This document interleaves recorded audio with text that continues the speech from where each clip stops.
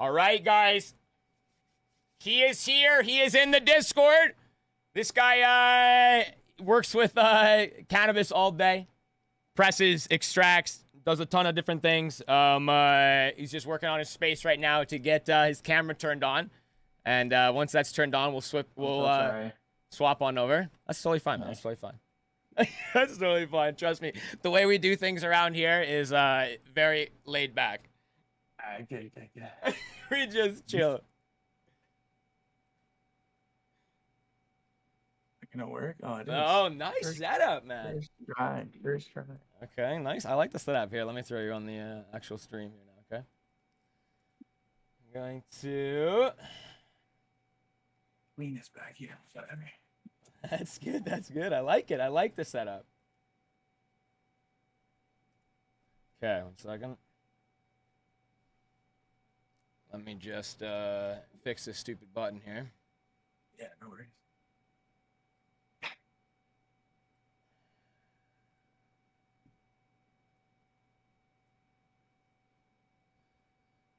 All right. All right. Can we get some scuff in the chat, guys?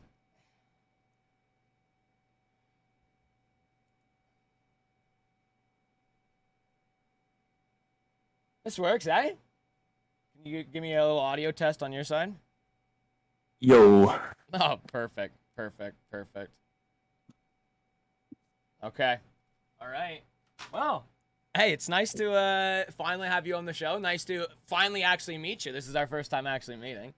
I like the yeah, thank you. I like the thank you swag for having you me. got. The swag you got going on. The yellow hat with the yellow hoodie. Looking good. Yeah. Got this in Cookies Maywood when we visited. Nice, Yeah. nice. Well, we know you are, I guess, an expert, I guess, or a professional in the industry. Self-proclaimed. Self-proclaimed. That works, eh? We're all. Well, I guess someone actually has a first question here. He has a gaming PC. What games does he play? Yeah, so I play Valorant, Call of Duty, a little bit of Fortnite. Yeah, you know, Awesome, a lot of shooters. Awesome. I've just got a PS5, so I play like 2K a lot too, and UFC 3, things like that. Some sports games. You want to tell everybody who you are, what you do? Yeah. So I'm Cody Coulson. I'm the founder of Coulson Cannabis. We're an LP in Canada. LP stands for licensed producer. So we're licensed by Health Canada. We were considered one of the first licensed solventless extraction facilities in Canada. But we were the last to market just because it took us a long time to find input material because of how picky we were with the quality we wanted to bring to market. So yeah, that's kind of me. I'm, the hash maker / grower for Coulson Cannabis. So, I spend most of my time like finding input material, doing R&D, working on, new products, new consistencies. Trying to develop SOPs for, our PCP, which is a protective control plan. Things that I never thought I'd be doing, I'm doing now. But yeah, so that's kind of what we do. We make solventless extracts. My one brand is called Percy, so it's like the heady brand. It's kind of what I'm into. So like full melt hash, cold cured rosin. We do a little bit of heat cures, solventless syrups, things like that. Where Port North is our traditional hash brand. So we focus on things like aged tempo balls, cured water hash. We're going to be doing some hash rosins. So we kind of separated it into, our fresh frozen heady consumers and then our dried cured traditional consumers. Nice, getting the whole market. Yeah, and then we also do contracts for a few LPs, but we're really picky again with who we work with, just because we believe even if it's a tolling contract, our name's on that product. Yeah, totally. So yeah, we do like collabs with like Quest, Carmel. We're about to do a Lot 420 collab, Gelato 33. Oh, nice. So yeah, and then hopefully I'm on Cookie's door, trying to get the London pound cake. But yeah, so I see that's why I got the hoodie on, right? Yeah, exactly. Wearing it every day until I get the contract. Yeah, nice. That's a good way to do it. That's a good way. Awesome. Yeah. Awesome. Well, what TBL is we are a 24/7 community here on Twitch. We've been live for over 3 years, 24/7. And we're just creating this community from around the world of people who are like-minded, who are interested in growing what we call dank mids, and who are interested in processing like bubble hash. Like a lot of people have their own little labs now, and there's a lot of people who know about you too. And I knew with your stories on Instagram and stuff of the consistencies, the different curings, and the last one that I saw the little controversy on. We thought we had to. It's probably better you didn't come on last time. Actually, it's better that you came on this time because there's more questions now, right? Yeah. We'll talk about that later. It was not even controversy, but yeah, we'll get into it. Oh, that's funny. That's funny. All right. We'll start with. I've got like 20 questions or so here. Yeah. Just a quick question. How do I see the chat? If you're on Twitch. Yeah, I am. Or sorry, I'm on. Oh, Twitch. Okay. Yeah, if you go to Twitch, look at that. Even a low DPI on his mouse too. You guys notice that? How he has to pick up that mouse a little bit. He has to pick it up a little bit. No mouse. You should see me crank 90s, bro. Oh, he has a big mouse pad. Okay, I see it. I'm in it. So on the Twitch, if you go to twitch.tv/thebudlabca. Gotcha. He has a mouse pad. His whole desk is a mouse pad, guys. It's white with a black out. Come on. You see it? As you can see, we're gamers here too. Yeah, glorious PC. It's a Tifu's mouse pad, actually. Nice. This man plays shooters. It looks like he played a little bit too much Fortnite back in the day, because that's what it looks like. I crank. I definitely crank. But now I'm playing a lot of Valorant just because like Fortnite's fucking dead. That is good. All right, what's the Bud Lab, right? The Bud Lab CA, yeah. That is good.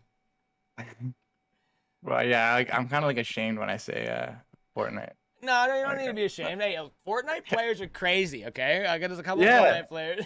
They're fucking crazy, all right? Guys, can we get some love in the chat? The mechanics for Fortnite? Yeah, it is insane. I'm using 420s all day. Yeah, there we go. Now I can see the chat. Yeah, okay. Awesome. All right. Now you can see everybody coming in. There's homies. He's a huge Fortnite player too. There we go. Dude, I used to like wager 1v1s. I used to be heavy into it. That's funny. Okay. All right. So we'll start right at my beginning here. Who inspired you to start in the industry? That's a good question. Yeah, it's a deep one right away. So I'm trying to bring you up again. Okay, sweet. Yeah, so I guess my father kind of the way I got introduced to cannabis. So when I was 15, he passed away from cancer. And during his diagnosis, he used cannabis only one time. It's not like he used it like every day. But he was using conventional chemotherapy and radiation, and he eventually had a diagnosis where he was terminal, and they gave him like a few weeks kind of thing. And his buddies just brought over like a joint of some black market. It wasn't like medical or anything like that. And I had no idea at the time what it was. I just saw like this like wrapped up thing. I had no idea. Like it looked like a cigarette.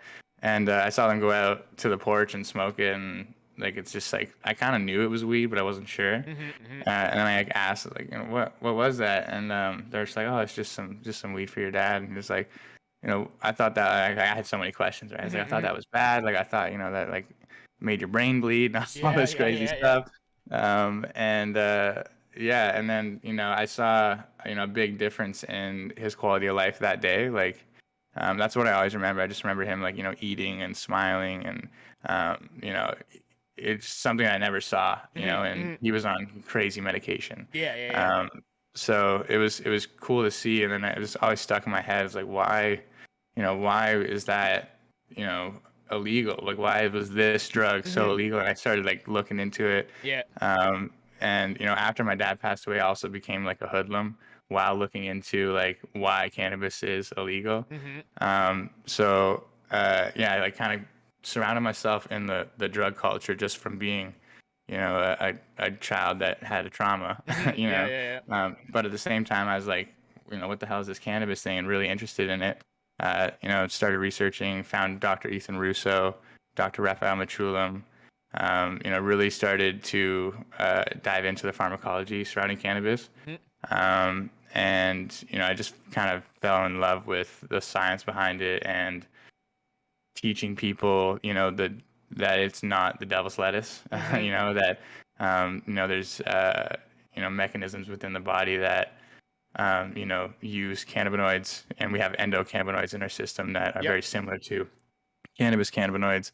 So I just kind of fell in love with, the simplicity of, we basically have an imbalance of an anandamide, an endocannabinoid, and cannabis can fix that imbalance and then in turn fix so many different ailments. So I kind of fell down that path, as well as being a hoodlum. And so kind of, Is this when you started your company, the Stop and Smell Roses? Yeah, sometime around then. So I went to college for psychology and dropped out like 2 years into it. And after I dropped out of college, I started to do a schooling called Plant Production and Facility Management at KPU, which is Kwantlen Polytechnic University in BC. They still offer cannabis programs for anybody that's interested. So I just took that program just to get credentials. I already had a bunch of knowledge, and I was already growing, and good knowledge on sales and stuff as a kid. Just to get the credentials, and then I moved to Toronto after not getting a job at 7 Acres. So I applied at 7 Acres before legalization. It was like 3 years before legalization. So I applied at 7 Acres, and I had all this experience with growing and in the black market. But I couldn't really say I had experience when they asked me because I didn't know what to say. So I ended up not getting the job at 7 Acres after like going through a pretty extensive interview process, thinking I was going to get it. And then they're like, you just need more experience. So I was like, always more experience, more experience.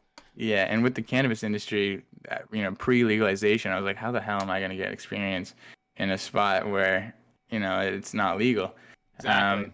And this is the time where it's like the wild, wild west of dispensaries in like Hamilton and BC, even in Toronto. There was like, I don't even know, hundreds of dispensaries popping up. They were all like compassion kind of deals. And so I moved to Toronto because my brother was living there. I, applied at Canna Clinic. I did door-to-door sales in Toronto too for a bit just to survive. Applied at Canna Clinic. Went like, every day for like 2 weeks until they gave me a job. So I just like wanted the job so bad. And then got the job at Canna Clinic at Yonge and Eglinton. Because when I walked into Canna Clinic, it was crazy. It was like just lineups out the door, just bud in the back where you could just, smell it. And it was, oh my God, it's amazing. I got the job there, just bud tending, fell in love with bud tending, kind of like crawled up the ranks and started helping with, admin and supervising. They moved me around, like, so I was Yonge and Eglinton, Dundas, Kensington Market. I kind of became like one of the boys there. The homies, and then we got raided a bunch of times. I got moved around during the raid, so I was okay. Scary times, man. I just hopped the counter, to be honest. I'm a customer. Fuck that. What really made me leave Canna Clinic during that time, I got robbed at gunpoint. I had a gun like pointed right to my head, and I had like my coworker like crying on my shoulder. Like, it was like a really scary time, and we couldn't call the police because we would be getting charged ourselves. So the manager comes out, makes sure everyone's okay, and they're like, all right, we'll see you tomorrow.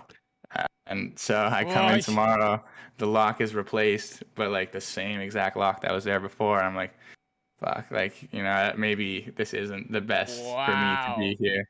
And at that point, I was like really honest with my mom. We went through like, she's kicked me out for smoking cannabis to now accepting it and really on board with this. She did the whole 180 from like reefer madness to like basically my helping to get in between cannabis for me. So you should honestly, like, my mom is, I always tell people that have interviews, talk to her, because she's gone through the whole 180 of believing cannabis is terrible to now helping people and really a part of the cannabis community. Yeah, no, totally. But yeah, what was I saying? So I left Canna Clinic because it was just like kind of a sketchy time. Yeah, way too sketchy. And yeah, my mom supported my cannabis, not ideas, but like just me wanting to be in the cannabis industry. So she's like, just come back home and, let's try to do the Stop and Smell the Roses idea that you had. And I was like, well, it's that was a whole other thing. I can't talk too much about that yet because it's not 2 years past the court date. Okay. So yeah, but basically I started Stop and Smell the Roses. There's a video online they can watch too. They can search it. And there's a video on YouTube about a whole interview of you when you were younger talking about Stop and Smell the Roses. God, yeah. Hopefully it's okay. But yeah, like I started the CBD retailer before legalization, and I have epilepsy myself. I take CBD at the correct dosage and the correct intake method. It can help many different ailments, and we were, considered the fastest growing CBD retailer in Canada, featured in High Times magazine. We were, really helping people. I was going, store to store. I had 4 stores, and I was doing free consultations, just like, not making you buy anything, just like giving you information on dosages, CBD, intake methods. We also like sold glass and high-end glass and things like that, but the whole idea was just to educate on CBD and develop a cannabis brand pre-legalization. Totally. And I was going in and out of police, locations, just like letting them know what I was doing, explaining them what the IHR was, industrial hemp regulations, explaining to them, why I'm doing what I'm doing, asking them if it's okay. And, they're all like, yeah, 100%. Just, make sure that you're not selling cannabis. I was like, we have lab tests. Everything's under this 0.03 UG/G/THC, so it's considered hemp at the time. And then, that I got rated worth, $80K worth of stuff. Damn. And they put my mom in handcuffs and all my staff in handcuffs. And I went and turned myself in that, like, as soon as I found out, because like I wasn't hiding. Yeah. You know what I mean? So I was like, what the hell? So I went and, I found out they were doing an 8-month investigation this whole time while I was like asking them if it's cool for me to do this. Wow. So you are giving them information, trying to be legal, giving them the information, following all the guidelines. They were writing it down and using it kind of against you a little bit. Yeah, the plan was just to like switch it over to a retailer once they started handing out licenses. That all went to down the drain after they started giving out licenses in a different manner than we expected. And, but while I was doing Stop and Smell the Roses, I was building the lab, Solventless lab, and that was my whole plan since day one. Was I wanted to get into solventless production because I knew, with the funds that I was making, I wasn't making a crazy amount, but I had enough to buy a press, buy so the solventless idea is like, I didn't need to, have millions of dollars. I didn't need to find, a public company to invest in me, to build a grow and all these things. Solventless I looked at as such a low risk in terms of I could build it out for such low cost. I could even get it licensed for such low cost. I mean, I thought I could get it licensed for such low cost. But and compared to growing and stuff, it's just such low risk because if you think about growing, first of all, finding the genetics and genetic selection is hard enough, but then to execute on that at a large scale, and for you to fail, one room, you've lost hundreds of thousands of dollars, and then maybe even more in terms of time you've taken to actually run that. It's easy to do it like one time, and then it's hard to continuously do it, right? You get one good grow, and then once that good grow is done, hopefully they can get you some more dank again. Hopefully you're able to find some more that's up to your standard, right? Because if you've just released some dank, it's hard to release something that's lower of quality. Now you got to either equal or go higher, right? And I know your first drops have been some fucking dank. So thank you. Yeah, and that's the thing. It's just been we've been really picky with it. And that's what's super easy about, not easy, but easier. What we do is I get to go and source material. So like, I get to look at material that's already finished or is finishing, and it's such low risk because I get to bring that in and work with it rather than grow it out and then be like, oh, it's not it. And then now what we do with the crop. So all these LPs I have mad respect for, because like there's such high risk in what they're trying to do, where I'm not really putting that much money into it. I just get to purchase the crop and turn it into something. I really want to get into single source and growing, LEDs, LSO, plus some hoop houses for different price points of, solventless products. Always but the same like growers, same consistent genetics or whatever, so you're not going around buying. Yeah, I want to switch up the genetics and stuff. I actually want to pheno hunt with nice. seed junkies and get my own genetics for Percy. Nice. But it's like I said, to get into the industry, it was such high risk that it's like I'm just gonna build the solventless lab, and kind of go from there. But then once we got rated, I couldn't afford to build a lab anymore, and then that's when I had to find an investor. And once again, just like I'm super picky with the material we work with, I was extremely picky with the investors. And at the time, I don't know why, but when I was younger, I was so confident in what I was doing. Like I don't think I would be that confident anymore, just because of the ringer that I've been through now. But like, yeah, I was turned down investors. Just like, nah, this guy's not it. This guy's not it. And then I found one that was it, and thank God I did, because Josh Herman, who's my investor now, he's helped finish. We've finished our license, got our sales license, got products to market, and all through him. So awesome. Once we found that investor, we were able to take off. Yeah. No, that's awesome. That's a great answer to it. Actually, that's amazing. I know a lot of people in the chat are either at the place where they're like, okay, I want to either work in the industry, I want to start something myself. There's a lot of guys who've got their own buildings started, and they're just at either the licensing stage or picking out the product stage, right? Like, what are they gonna do? Are they gonna go with like what I was saying, like what your last couple stories on Instagram, where are they going with the top feed, or are they going with the bottom feed washers, right? Are they going with a full, like a separate room where they've got the freeze dryers and presses in one room that's not maybe temperature controlled, and they have their washing station and a temperature controlled, this and that, right? And it's cool to see it, obviously, from someone who's in the industry. You guys all using bottom fed feeders right now? Yeah, well, I've used both. I've hand washed, I've used top, and then I've used bottom. And to be honest, it's all about the input material. It doesn't matter if it's top or bottom. And that was my whole argument. I was giving, bottom the advantage, just because people in Cali use bottom agitation, and Frenchie's done a lot of studies with bottom agitation. So I just believe that their studies and their work has gone into that's just why they're ahead of us, is basically what I was saying. But I'm not on any side. I'm just down to see research that has stable variables, that we can really determine which one is better. So to say top is better, bottom is better, I really don't think that's the case. You can control the strength of agitation so well that it's really up to the hash maker if you're hurting the bud.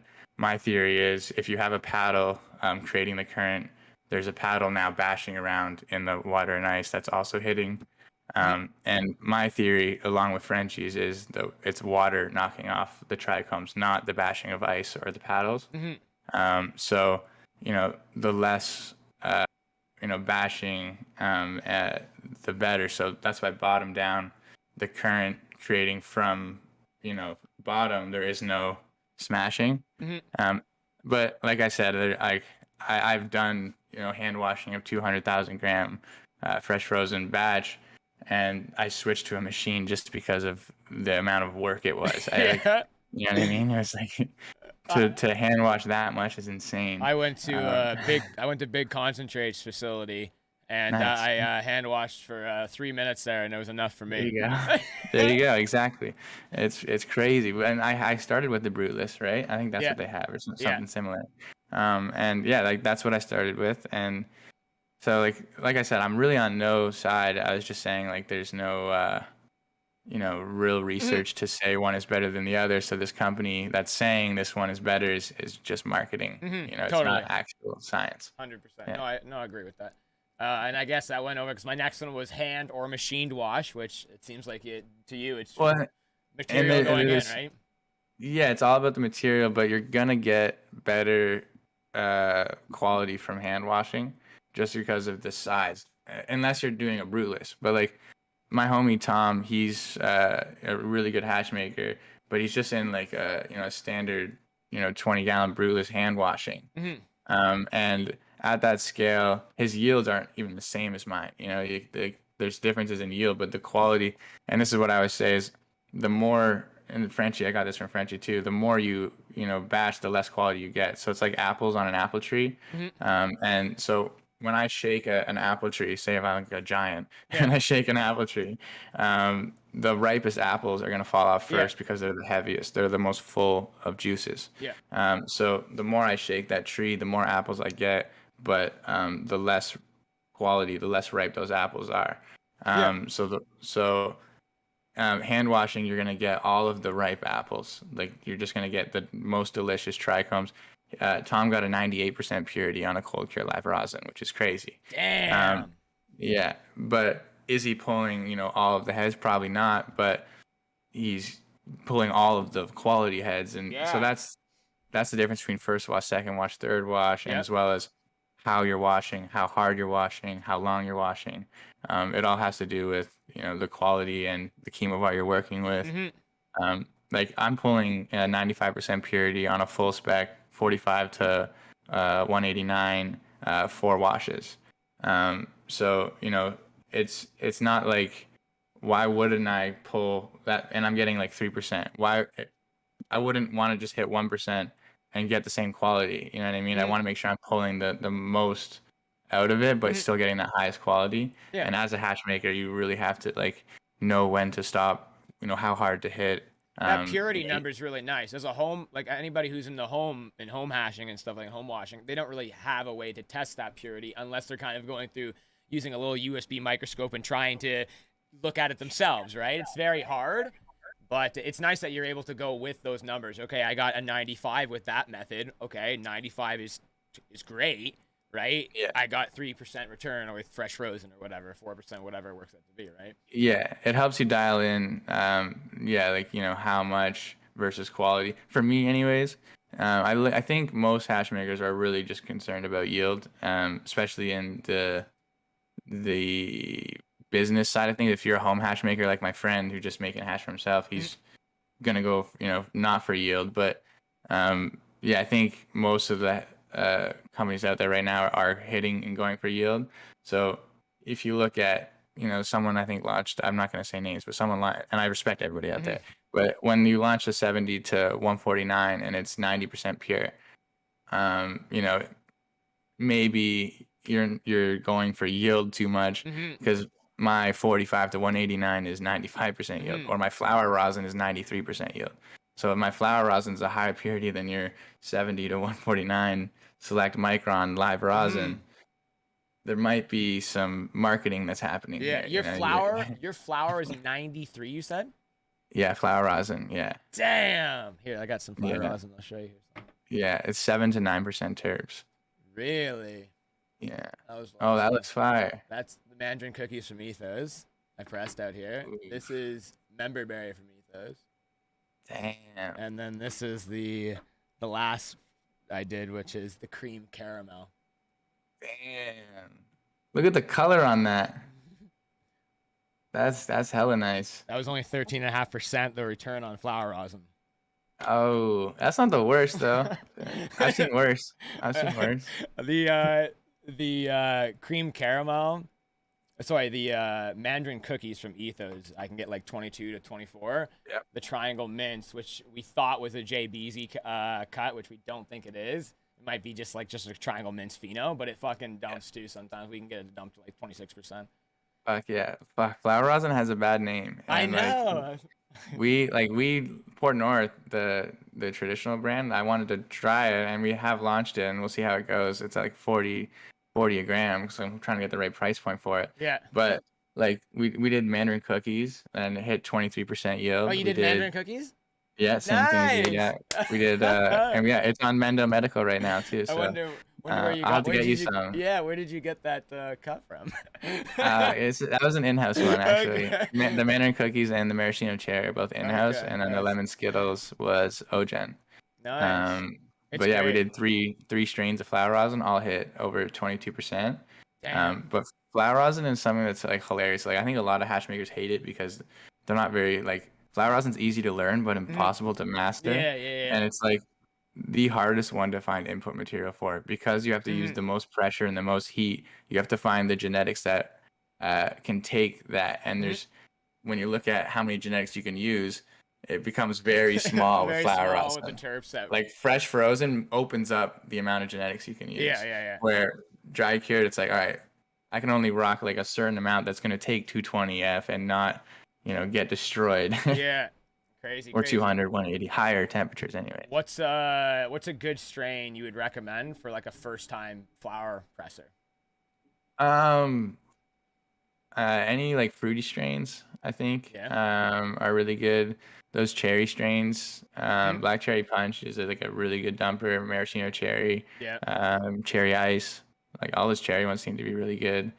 GMO, obviously. Yeah. Yeah. Yeah. GMO. Yeah, there's a lot of good GMO cuts out there. Yeah, there's a, I yield and strains are difficult to say if it's the strain or the grower. Yeah, And that's what I always say. I think it's grower dependent first before strain specific. Totally. You have to be able to max out the genetic potential before you're like, that strain doesn't work in solventless. And then also you have to make sure you're growing it correctly for solventless. Totally. And I've actually had strains come in and test 1%, and then I go back, like the Sunset Mac, for example, tested less than 1%. I went back and kind of adjusted their harvest time. I adjusted their feeding schedule a little bit, and came back 4% with 12.5% terps. Damn. Massive difference. Yeah. And all they did was changing the growing technique. So and the harvest time. So like it's hard to say. Like we've had animal face that didn't, like I said, didn't work, and then worked because the growing was right. So you mentioned I want to harvest time there. Do you harvest earlier to do anything, or do you harvest later to produce anything?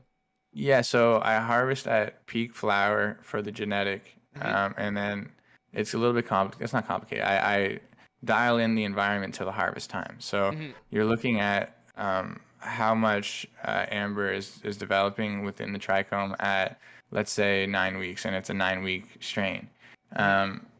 If it's showing 30% amber at 9 weeks, my environment is wrong. I need to either increase the humidity or lower the temperature in my room late flower earlier to stop the oxidation and be able to push that strain longer. So follow it's not VPG. about and each strain's gonna be different because each chemical profile has a different boiling point or degradation point, and so you can kind of push indoor. It's really easy, not really easy, but it's easier to push genetics farther without showing oxidation to the trichome head.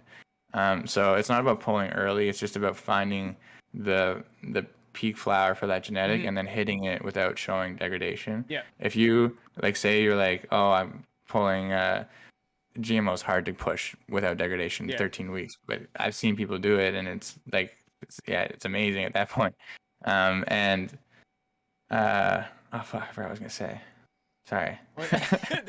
with indoor, more controlled environment indoors, which allows you to keep those and you can trichomes from degrading or anything like that. Right, yeah, and then all I was gonna say is like if you're doing the trick where you're pulling early to get white heads, you're gonna see white extracts but low terpenes.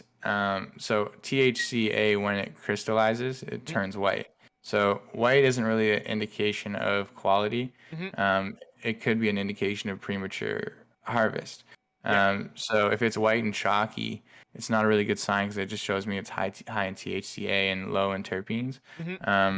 And so when you pull early, you're not allowing for the genetic to produce its full genetic profile. It's just starting to produce the terpenes at that point, late in that. So you get extracts that taste like cucumbers or kind of taste like nothing because you pulled it too soon. Okay, that cream caramel was pulled 2 weeks early because it was just in line with everything else, and that's why Yeah. it is a lot lighter and the yield Yeah. is a lot lower. And you saying it's chalky, I definitely see that little chalkiness to it. I definitely get that.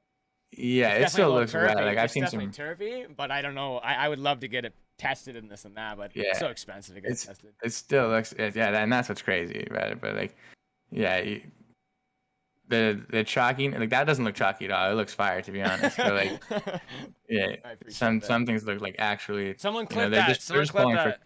Cody just said my stuff looks like fire. It is. It does. It does. That's awesome. Damn, we're going through a lot of these questions I already had, but because the conversation's just flowing well, we're bouncing through a whole bunch of questions. Yeah, my bad. I No, this ramble is like perfect. crazy This is perfect. too. This is I just had perfect. some Six Exotics flour too. It's fucking insane. You have any flour there to show us? Yeah, it's downstairs. Maybe I'll go unpackable and bring some up in a second. Awesome. What's the maximum flour press temperatures you usually use? 220. I'll never go over 220 for flour. Okay, and you normally go over 200 when you press? So yeah, I'm looking for strains that have to hit a certain yield, unfortunately. Yep. So when I was at home making flour rosin, I like to press at like 180, 160, 200. Yeah. Depending on, I go by the flow of the resin. Yep. And the micro bubbles and things like that. Mm-hmm. And yeah, so with the strains I'm working with in the rec market, they were all pressed at 220 or 200. And because we're pressing 40 grams at a time through 220 micron bags, Okay. yeah, you have to press at higher temperatures.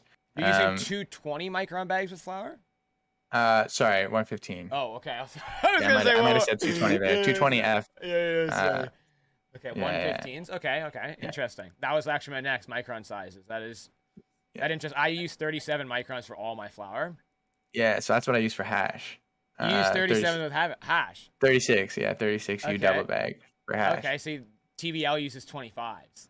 Yeah, I've used 25 too. If I have the 25 micron bag in my hash that I'm pressing, I'll use the 25 U bag. It's just common sense, right? Like if my smallest trichome is 25 U, I want the bag to be at least 25 U or smaller. I've even used 15 U bags to press. So if I have a 45 U as my smallest head, I don't really need to press. I can use 36 U bags. You know, it also depends on how much you want to refine the rosin and how fatty that rosin is prior. Like for me, mine is really, really high quality, and I can get 95 to 97% purity with these microns. If I were getting a fattier rosin, I could just lower the micron and lower the pressure, and get a less fatty rosin because you're just refining it more. That's crazy. It's always what is nice about legalization. I always tell my the viewers the number one thing about it is that we're now able to share knowledge and share genetics, share products, share you're allowed to do this now. We were never able to talk about this shit on a camera before. It's that's what I love about it. Yeah, bro. It's now it's out in the open. We're cool kids now. Yeah, exactly. We're cool kids. Yeah. Exactly. But yeah, I switched to 37 micron flour probably a year ago. I used to use 90, but I did I've got my own rosin bags coming out. So I have been testing a little bit with some different style bags and stuff, and I've tested some 90s with some weird ass stitching and stuff, and I'm not a big fan of them. So but they've got I've got 37 microns, nice green stitching for Bud Lab Green. But they're all one size, right? Because everybody, the main size here in the TBL is 2 by 4.5 inches, because we all use 3 by 5 inch plates or 3 by 6 or whatever the heck they are. The next size up. Yeah, it's the standard. Yeah, exactly. Low temp kind of size. Yeah. Exactly, low temp size. So yeah, I've been testing some of those, but yeah, no, I always like hearing micron sizes and stuff. That's awesome. Yeah, it's pretty cool, the different options. That's when I was a kid in the candy store when I was developing what microns to use and what to do for the SOPs. It was it was hurting my brain at some points. I could go lower, but what's the point if the purity is this high? So actually, I fought myself for a bit. Someone asked actually a good question. Has there been issues with other people's money interfering with your quality? So you're I want to produce this quality, but they're not allowing me because this. No, that's what's so cool about the investor that I found is that he really can see the long-term benefit to putting out high quality consistently. And I just, it's very simple. If you make one mistake, there isn't much room for that in this industry. Like for me anyways, if I buy some shitty flower off some guy, I'm not going to go back to that guy ever again. You know what I mean? It doesn't really matter to me. Like, it's just, if you're not, if it's not good, you're not good. And you could be an asshole. You could be the biggest dick in the world. If you have good flower consistently, I'm going to go to you every day. It's just the game. Banger. Here, I'll show you some. I've got from the last harvest here. This is my that triangle mints here. The stream won't be able to see it because it's on a different camera, but tell me if this is. Oh yeah, I can see that. Does it actually? It looks coated. Oh yeah. This is the one. How's she smell? It's. I always say, it's the wet. It's supposed to be the triangle mints number 3, the wedding cake, right? Which I think it kind of tastes or smells very. Like when you go into like a baking store, like a bread baking store, and the first smell you smell is like that baking bread yeasty smell. That's what I think it smells like. And then when you crack it with the grinder, it's got like the slightest like kind of like citrus fruit kind of like pops. They're very slight. It almost, I might even say it's like a spice almost, but that's about it.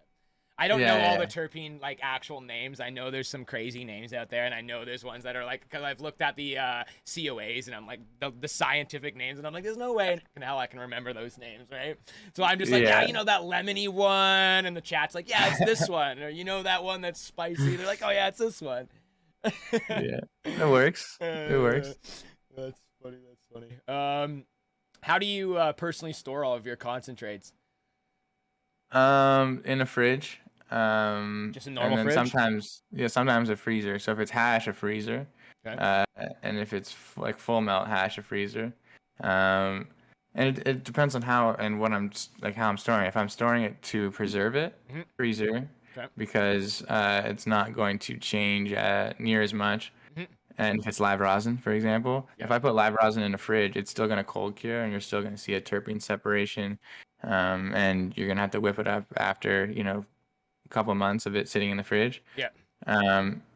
You're still going to preserve those terpenes in the fridge, which is cool. I think terpenes, and from what I found, start off-gassing around 72. So even a cold room even a cold room around 60 is good enough to preserve most chemobars.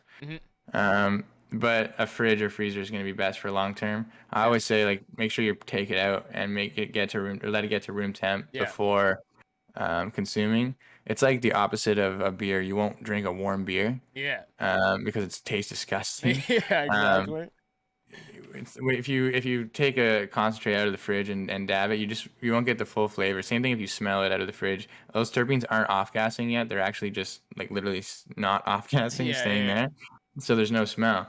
Once it gets to room temperature, they start off-gassing, and you're able to smell and taste them much better once they're off-gassing. So once I'm going to use that concentrate, I'll toss it in my pocket and do a pocket cure. Just let it get to my body temperature, and then once I pull it out, it smells amazing. I've heard that if you don't let it get to room temperature before smoking, it can build up condensation inside. And then trap it in too. Like people would take it out, take a dab, close it, put it back in the fridge, and that can create a condensation buildup. Yeah, and then just microbial issue. You could have mold and stuff. Yeah. And then if you're using some good old outdoor fresh frozen. Yeah. We actually just ran some outdoor fresh frozen for Port North. And we hit like 5% yield. And the terpenes were 14% terps. 14%. That's after a decarb, like after a half decarb, because we like decarb to make the syrup, you have to turn THCA into THC to manipulate the consistency. Yeah. And the indoor material, you tend to hurt the terpene profile a little bit. You'll see like 9% go down to like 7 or 9 to 8, depending on the times and how much you decarb and stuff like that.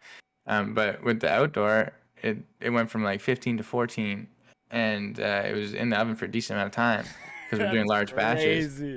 I was like, what I found was that outdoor is way more resilient Oh yeah. the terpene profiles have higher boiling points. Like I think the sun gives off more UV, so the terpenes have to literally be stronger because terpenes and resin are a defense mechanism of cannabis. Yep. You guys probably talk about this a lot. Not only for pests and bugs, and acts as like a sticky thing to Yep. keep them off, and smell to keep them away, but also sunscreen for UVs. And so outdoor, there's UVs that basically the more UVs, the more resin the plant has to produce to protect the plant material from burning. They're doing tests with that indoors now with using UVB and UVA lights in different times, like turning them on for 2 hours a day in flower cycles or at the end of flower cycle, using IR to wake up plants earlier, put them to sleep earlier. Yeah, we talk about a lot of that stuff here, and that's pretty much the last 3 years TBL as we've been learning together as a community. And like you said, your story trying to get through into the market isn't, I don't say it's any similar to mine, but mine is I was trying to find a way to get into the market, and my way was to go online, create an educational platform, and learn together. And that was kind of what I've been doing now last 3 years. It would be awesome to see some of my own stuff or some of my brands. It'd be pretty cool to see some of the things I've gone into the market, but hopefully down the road I will get to there.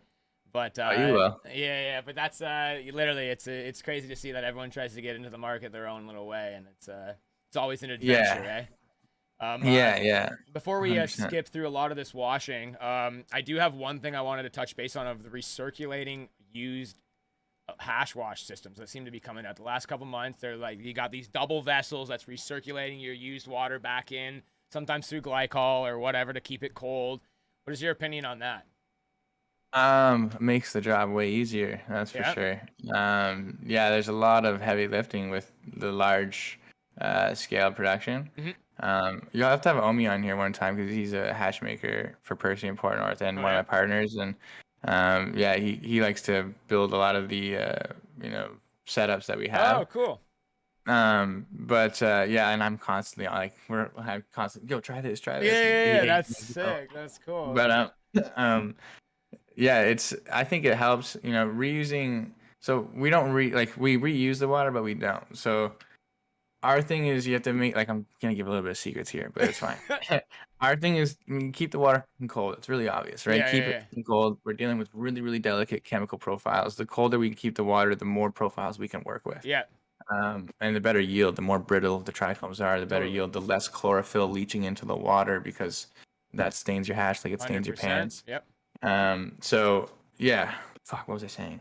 Oh yeah, so keeping it really, really cold. And so we have like, 2 massive buckets filled with ice and water that are on reserve. And then we have our machine that's been sitting for 12 hours in ice and water. Okay. So it's as cold as it can possibly get. And then we let the cannabis settle in there. Once we do our first cycle, it's only like 4 to 8 minutes depending on our cycle. Your first cycle is okay for really short, yeah. Because like I say, we're going after the just like dry sift, first bounce, right? First quick wash. And like I said with the trichomes, right? The first wash, you're really getting the best heads. So you don't want to wash too much because you're just going after the ripest, most full heads. So yeah, we only do 4 to 8 minutes. After you do your drain, instead of taking that bucket and dumping the water back in, we take our reserve buckets that have been temperature, they're always set to specific temperatures. Reserve bucket in, and then wash, and then while we reuse our water, we then make sure that our water we just used is at the right temperature, which we usually have to add a little bit of ice and let it sit, and then we have a third bucket. So then there's 3 buckets rotating cold water. And we have pumps and stuff, but it's just so slow. It's just way easier just to fucking. Yeah, totally. And the pumps, you got to make sure then they're clean. Then you have all that. It's so much easier to pick it up, dump it. Oh my god, we have to. Sorry, go ahead. A lot of guys here are now using those hydraulic tables, like the 2-ton ones or whatever, and they just pump them right up, and then they just dump them from there, right? Yeah, that would help. Fuck yeah, that would be sweet. Yeah, we have a guy named Mike. He's just huge, like fucking deadlifts like 500 pounds. Like just easy for him, Nice. And Omi's big too. But yeah, like that's a funny thing is because the pumps make it easier, but like you said, it's a big microbial issue, especially in our kind of setting. Totally. We have to ATP swab everything, Yeah. which is like a thing that tests for literally microbial limits. Like, Yeah. so you're testing a surface and it looks clean, but it could fail, and then you have to redo the cleaning. So Totally. yeah, these machines have to be built well to be easy to clean too. Yeah, And everything that was the stains. other argument with the top down, bottom down thing. They were saying top down is cleaner. I was like, I don't get the why. Well, you got to clean them both. You know what I Yeah, mean? you Whether gotta you, clean them literally. That was like yeah, that was funny. I didn't get the I argument. read a lot about it and I was like, oh, interesting. And it was funny because I saw the photos at the beginning and I did see the marketing photos. And I'm like, okay. Come on, just be real with me. I know that's what I'm saying. Just be real. Okay, so I got a serious question here. This is gonna be a tough one for you, okay? Let's get it. All right. Since you're Canadian, would you consider chicken bacon real bacon, or does a bacon have to come from a pig? I've never had chicken bacon in my life, bro. I'm a chicken advocate too. Like, I don't know if you know, but like Wendy's, I'm trying to get a sponsorship. Really? That spicy chicken is crazy. Yeah. But no, like I've never had Chicken bacon? You never even seen it? yeah, chicken bacon. Yeah, no. All right. Well, now when you go to the grocery store, go to the bacon section, and then get the chicken bacon, and then next time just let me know. I will. Yeah, 100%. All right. That's That was a tough one. That was the hardest one yet. Oh, that's funny. I had the last guy, Mr. Growit, was on here, and I asked him, "What do you like better, mayonnaise or mayonnaise or Miracle Whip?"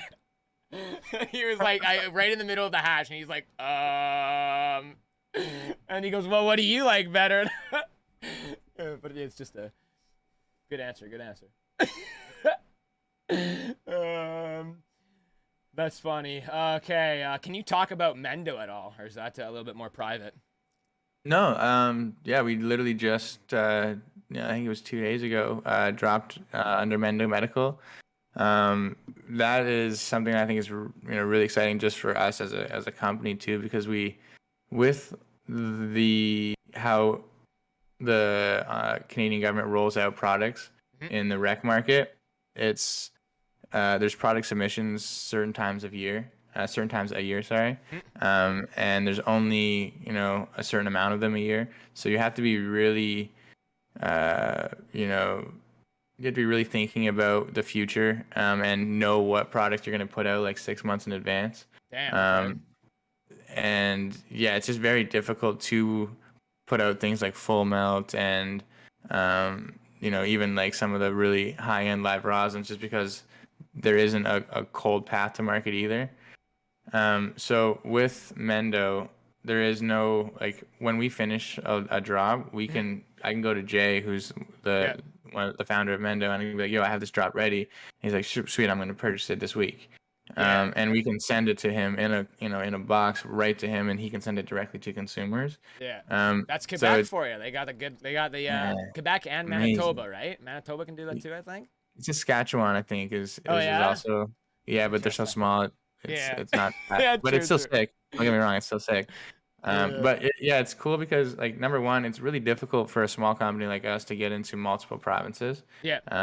You have to do like province submissions. You have Okay. to, get audited. We made it through Ontario. Ontario is one of the hardest ones, and we made it through that one.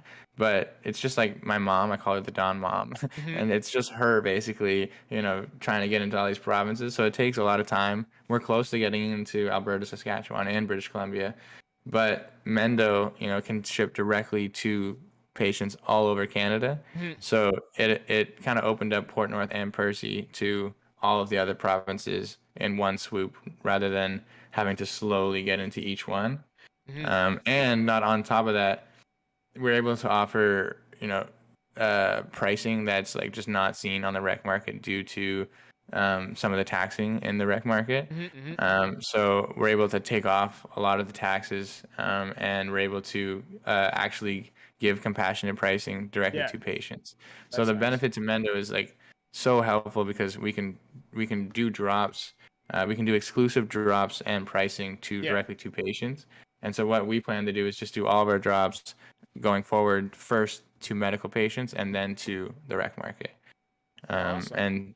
and yeah, you also get a better pricing Yeah, too. better So pricing and different products, like you were saying. And I guess that goes on to my next one. Is this is a question that a lot of us have always been like stumped with, was like the question of quality in the legal market is very subjective to a lot of different things, right? And we're always wondering, how does the price of something on the OCS, how is it priced? Do you guys set a base price before shipping it out? So you would be like, okay, our hash rosin is worth $30 a gram minimum. To us, that's all we're gonna take, and then OCS increases the price from there. Is that how it works? yeah, exactly. Yeah, you have a sale price and then an MSRP. Yeah. Yeah, MSRP price. Yep. And so yeah, it's roughly 50% markup. It's pretty standard. They don't Yeah. take like, like any distribution thing is going to take something similar to that. Yeah. So yeah, it's not too crazy. It's the hard things are like the production taxes and excise taxes. Okay. Excise taxes, I think, needs to be talked about a lot in the industry, just because, especially in the extracts. So excise tax for flower is a standard set tax, right? But anything over 30% THC gets taxed $1 more you went over. So every percentage?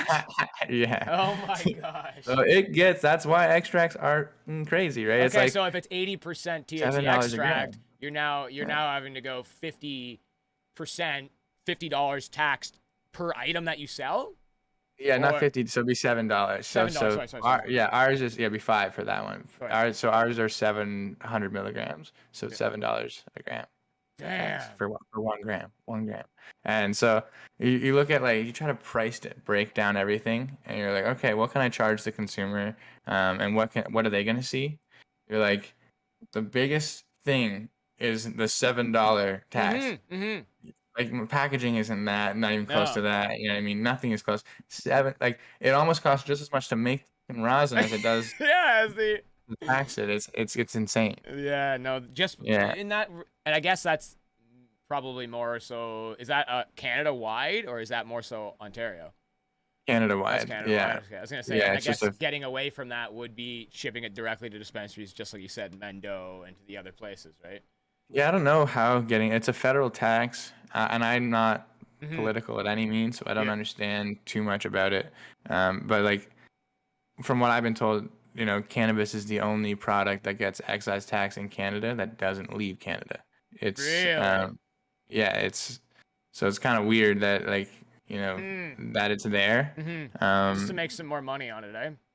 Yeah, it seems to be. And if they could just, lower that, I think they'll see a lot better pricing and quality in the market. And then offset the lower amount for more people purchasing, right? Maybe more legacy companies going legal, right? Like, and that's what honestly it takes, because even if you change, the excise tax, a lot of corporate companies just look at the bottom dollar, right? So they're going to grow genetics that yield 5 pounds per light.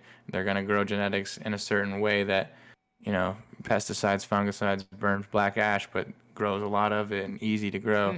Like, that's just what corporate cannabis creates is lots of boof. Yeah. What do you believe is a fair price for like a live hash rosin, like a gram of it? What would you say would be like? Yeah, so this is a really good question. I don't think all rosins should be the same price point. Okay.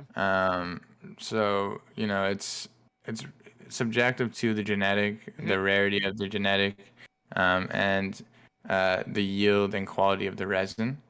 And that's why I want it to be like anyways, because if we try to price live rosin all the same one price, we'll get a tomato kind of culture where in the agriculture community, they just grow big red tomatoes. They don't grow high nutritionally dense tomatoes. They just grow big red tomatoes with NPK because they know they can. And that's because the consumer wants big red cheap tomatoes. They're not asking for really flavorful, high quality tomatoes. Yeah, exactly. Sorry, what was the question? I had a point to that. I'm all over the place. It's a fair price point for Solventless. Oh yeah, so I think, and this is why when I get into single source, I want to have like a really premium indoor line, and then I want to have like a hoop house line, and the qualities of those two things are very similar.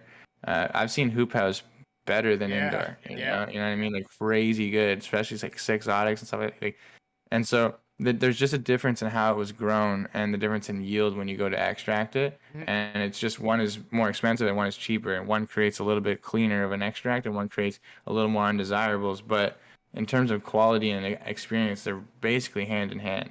So when it comes down to price point, you have to ask like how the input material was grown. First of all, the genetics, how they selected the genetics.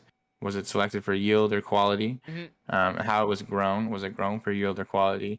And then how it was extracted. Was it extracted for yield or quality? Yeah. And if someone like grabs 3 outdoor strains and does a blend and calls it, something else and charges 60 a gram, is that the same as a single source animal face seed junkie strain grown by one of the top producers in Canada? Like there's a difference in price point just because of the quality of material used. Yeah, totally. And then the quality of resin as well. And it's hard to for obviously the government to even see that because they're not the ones smoking it. They're not the ones looking at quality. They don't understand quality, right? So you're saying, no, this is some good stuff. Trust me, this is better than what's already there. And they're like, well, it's just going to be priced with whatever else is already there because I think what the laws are, you guys can't personally test your own products. Like if you, or they're changing it, they were changing it or something. Yeah, you have to have a research and development license, and you have to have a specific room that's like a controlled room. So Rick, High North Labs actually has one, so you can like send your product there and test it out. Oh, that's cool. But yeah, so that's finally we can do that, but it's very difficult at the beginning because you can't try anything, kind of under the table, try stuff just to see what's up. Oh, this fell on the floor. It's got some lint on it. It's good. Harder than that. You gotta sneak it out somehow. That's funny. What's the main difference between a micro and a standard LP? I probably don't know this question as well as I should anymore because it changes like every 6 months. There's a different thing. From what I know, it's there's just differences in how much you can produce a year or extract a year. Okay. So it limits you on production, where standard doesn't limit you. Yeah. And micros have a harder time getting their sales license. I don't think it's impossible anymore, where at one point it was impossible, where you see a lot of micros, they need to use another LP sales license, and they'll actually lose their brand because they're now having to sell their flower to Indiva, and you know what I mean. And I don't hate anybody inside. When I say something, I'm just showing like there's Indiva. I'm exact same way with this. Yeah. So it's just like they're putting out craft products, which is good for the producer because they're getting a path to market. But at the same time, do you think they really want that? I think they'd probably, if they had a choice, put out their own brand and market it themselves, right? Because they're putting in the work. And that's something that I've always been really adamant about is transparency with what we're doing, where we got our stuff. There's a lot of brands out there that just purchase from an LP and slap their name on it.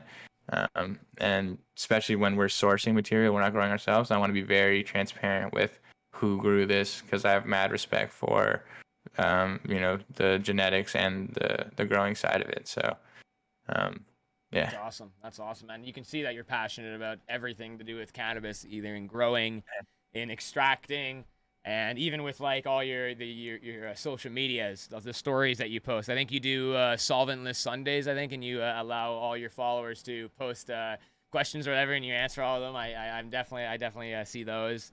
And it's great to see because, like I said earlier, the sharing and the knowledge of the industry is, I think, the important part to get more people into it who actually want to be into it, not people who are just into it for other reasons that are right. Like you're looking for the guys who are out there passionate about the pressing, passionate about trying to produce the best product. Like you said, like trying to get that flower rosin. Like I'm a huge flower rosin guy, and it's nice to see that there's guys who are still trying to put out a flower rosin, still trying to figure out how to get it out there and having it at 3%. So you said like that is crazy. That's crazy to me because it's been like 3 years on streaming here, and I've seen a huge change go from flower rosin to the hash rosin to the whole live, and they're like, well, the live with the freeze dryers are the best. If you don't have a freeze dryer, it's not going to be the best. And then you're thinking, well, no, like look at the banger flower rosin coming out still. Like people are just skipping past it. I think. Yeah, 100%, and it's because it's difficult, and Yeah. that's like they pretend it's hard, it's easy, and it's like but it's hard. It's easy enough to squish it, Hmm. but to find the input material is very difficult. Like Yeah. you'll get a lot of black flower rosin before you get that gold squish. Exactly. Where I'll squish 90% of hash will come out gold, but Hmm. to know it's good is even more difficult. But that flower rosin comes out gold, it's smelling up the whole room because Yeah. those terpene profiles are so stable. You know what I Yeah. mean? They're there no matter what. They're not going to degrade an off gas, which is Yeah. like, yeah, imagine taking those to live then. Like that's why I like testing. Like if I see a button just squish in flat rosin, I'm like, oh, look at that one's gonna be crazy in live then. I'm Yeah. Yeah. like we've just done all of this to it and we still getting this resin. Imagine if we froze it right away. Yeah. That's. I have that with my flower rosin. You can see on this one how it has all the bubbles on the bottom with the off gassing. Yeah. I've had this where these jars, like you can put like 10 grams max in these, right? If I put 10 grams, it'll pop the whole lid right off of it multiple times. Like if I don't, like you can see it now. Like if I didn't, I just open this now, like that's already popping, right? Yeah, yeah. I haven't had anything in the labs break, thank goodness. But yeah, I've had people warn me, like, because we're doing a lot of these heat jars and separations, that yeah, they'll straight up shatter if you put too much pressure into it. Yeah. Is there a company on the come up that we should all keep an eye out on for?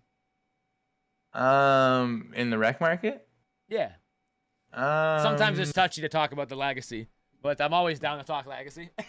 yeah, I mean, well, yeah, and like I think Six Exotics is coming soon. Yeah. Headwater is coming to market Yeah. soon. I've Um, actually messaged Headwaters see if he yeah, wanted to. It'd yeah, be he's a cool really to. smart guy. It'd be cool to get I want to get some more virtual growing tours, like some Yeah, hash yeah. labs. Like I've gone to a couple hash labs and done some I'll bring videos. you to ours for Yeah. sure. Yeah, Awesome. yeah, 100%. Ours is super, yeah, easy but yeah, getting on someone like that would be sick. Sick. But yeah, on the come, I can't really think of any. Uh, I kind of just keep my head down and do my own thing, so it's So what not are your like companies? Who should we be looking out for? Port um, North. yeah, Port North and Percy are the two that I work on.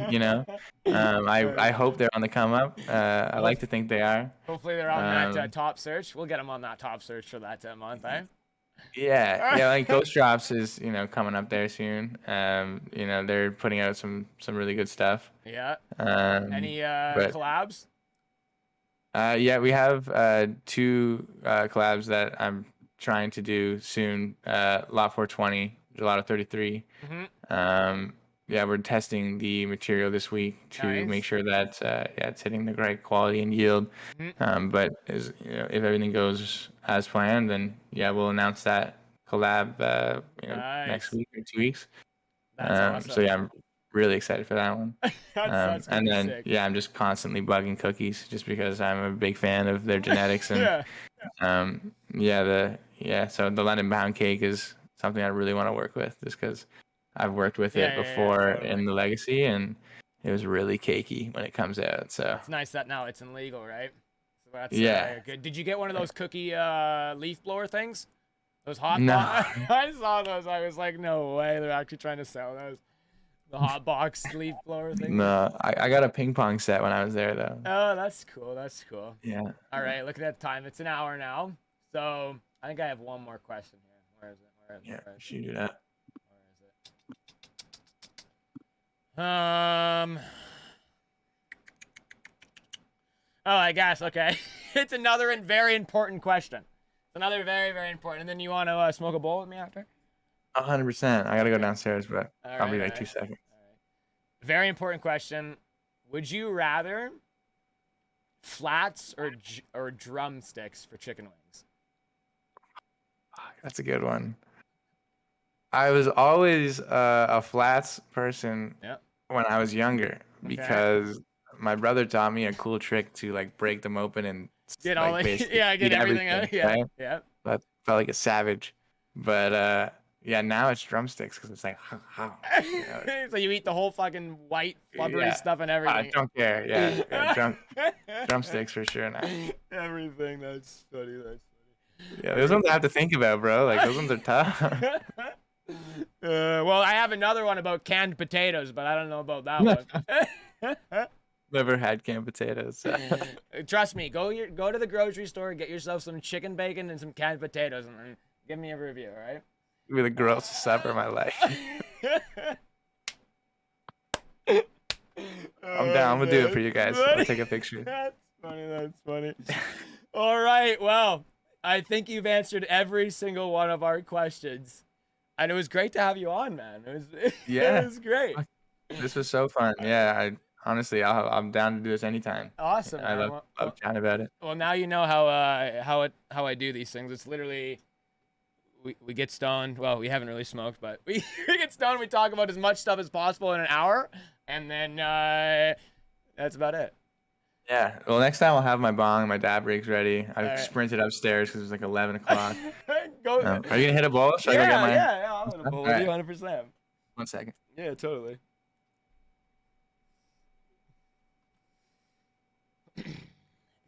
Hey, great interview, eh? Questions are friggin', I can't wait to rewatch it. I've learned so much.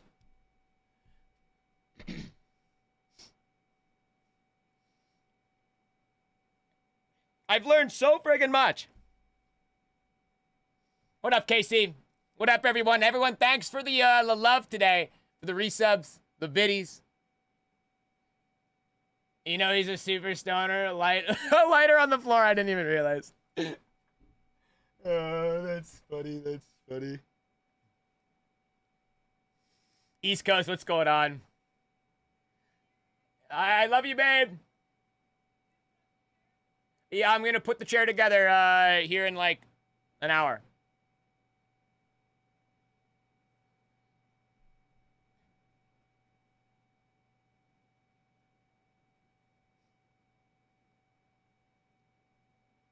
I was gonna have this later.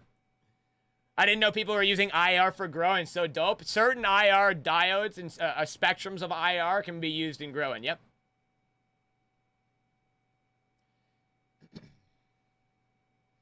Hey, the interview's not done until we smoke, right?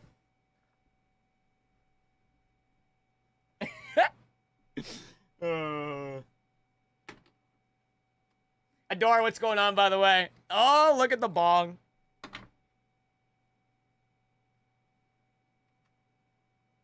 Damn, bringing up all the jars.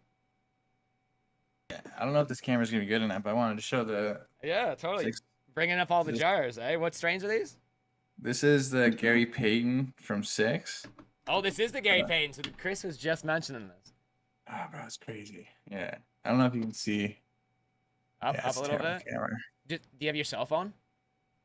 Turn your cell phone light on. There we go. Oh, there we go. Kind of like, you can see the purpling with the hairs as well. Oh, I see what you're saying. Put the phone in the light. way. Put the phone like kind of in behind your camera and then shine it down. Do I even have my phone? I don't have my phone. Whatever. Fuck it. Fuck it. We saw it anyways. It was good. See, I'll post it on my Instagram. It's on my Instagram. You can see the better nugget. But yeah, that's Gary Payton, the Cookies Genetics, but 6. And then he also did the Median. When I smoked the Median on the rec market, it was really bad. Like straight up, just wasn't. They just needed to figure it out still. Yeah, very nice. Yeah, that looks like some dense stuff. Bro, it's crazy. Oh, yeah, he grows. This is LED, so it's crazy dense. But, dude, this smells like GMO or like Donny Burger or something. Like I didn't think Medellin would. I thought it was gonna be like fruity or lemonade like, because that's what they put it under their brand. Very cool. Very cool. I saw you came down with just a plain old Beaker Bong, which is that's all I smoke, and that's all I. Mine's filthy though. Like I gotta like hide it. Like, fuck. Yeah, don't show it. Everyone's really bad with the whole keeping your bongs clean here, guys. It makes sense. Okay, guys, it's painted like that, all right? It's supposed to make it look like it's all resiny like that. Don't worry. Yeah. Just hard work. That's all it is. I preach about all this flavor shit and then just smoke out of a gross ass bong. Hey, it's fine. Mine gets dirty once in a while. That's good. That's how good the weed is. I can still taste it. Yeah, exactly. I appreciate that, love, man. I appreciate you chilling. Appreciate you joining in. And cheers, man. Yeah, cheers. Cheers, guys.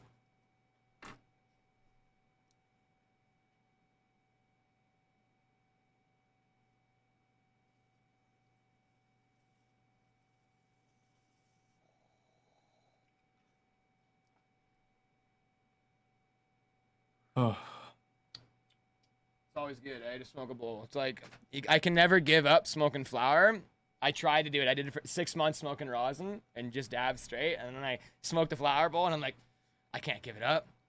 Different highs, bro. Yeah, totally. Flower is like more fuzzy and relaxing to me, anyways. Yeah. Extracts, the ones I smoke, are really clean. So like highs are clean and almost energetic. But yeah, I fucking look good flower. Me and Six were talking about this. So much nicer on your lungs too, bro. Like. And then playing video games after smoking flower, you feel more relaxed to me. I feel like when I'm smoking dabs and playing video games, my eyes are fucking wide. I'm like, what the fuck is everything?